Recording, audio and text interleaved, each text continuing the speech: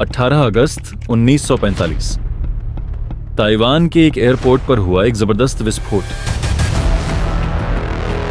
कहा गया उस विमान में भारत की आजादी की लड़ाई के सबसे महान नेताओं में से एक नेताजी सुभाष चंद्र बोस सवार थे और उसी पल मानो उनकी कहानी समाप्त हो गई। लेकिन सवाल यह है, क्या सच में उस दिन नेताजी की कहानी खत्म हो गई थी या वहीं से शुरू हुआ था एक ऐसा रहस्य जो आज तक इतिहास के अंधेरे में छिपा है। 23 जनवरी 1897 कटक, ओडिशा। एक साधारण बंगाली परिवार में जन्म हुआ एक असाधारण बच्चे का, सुभाष चंद्र बोस। बचपन से ही उसकी आंखों में थी आग और दिल में देशभक्ति की लहर।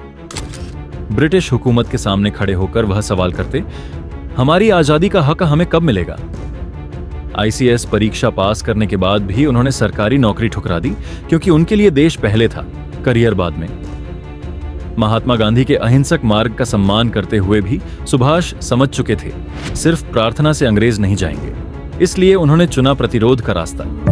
उन्होंने बनाई अपनी सेना, आजाद हिंद फौज, और महिलाओं को भी मौका दिया, रानी झांसी रेजिमेंट के रूप में। तब उनकी आवाज गूंज उठी, तुम मुझे खून दो, मैं तुम्हें आजादी दूंगा। और पूरा भारत जोश से भर गया। 18 अगस्त 1945 नेताजी सवार हुए एक जापानी विमान में जो ताइहोकू एयरपोर्ट, ताइवान से उड़ान भर रहा था।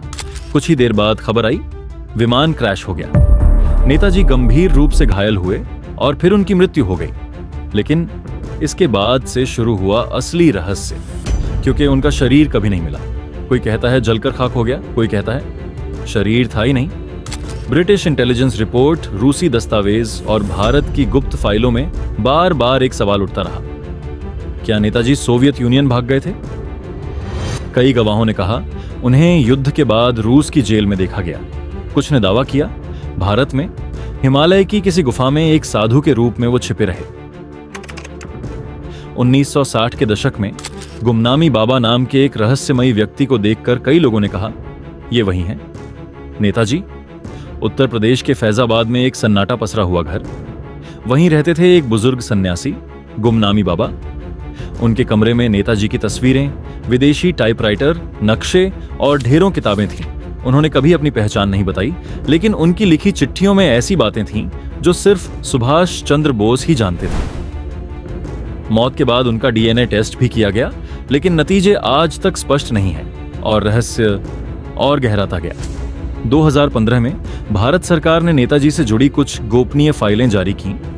लोगों को उम्मीद थी कि रहस्य सुलझ जाएगा, लेकिन नतीजा अभी भी कोई ठोस सबूत नहीं। कुछ दस्तावेज कहते हैं वो 1945 में मरे, कुछ कहते हैं वो रूस में जिंदा थे। सच क्या है, ये सवाल अब भी अधूरा है। सुभाष चंद्र बोस सिर्फ एक इंसान नहीं थे, वो एक विचार थे, एक क्रांति थे, एक ज्वाला थे। उन्होंने सिखाया आजादी कोई देता नहीं, उसे छीनना पड़ता है।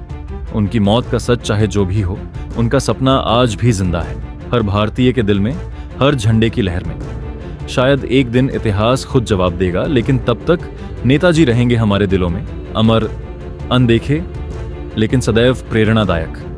क्या तुम्हें लगता है नेताजी वाकई उस प्लेन हादसे में मारे गए थे, या वो आज भी कहीं हैं, इतिहास की छाया में?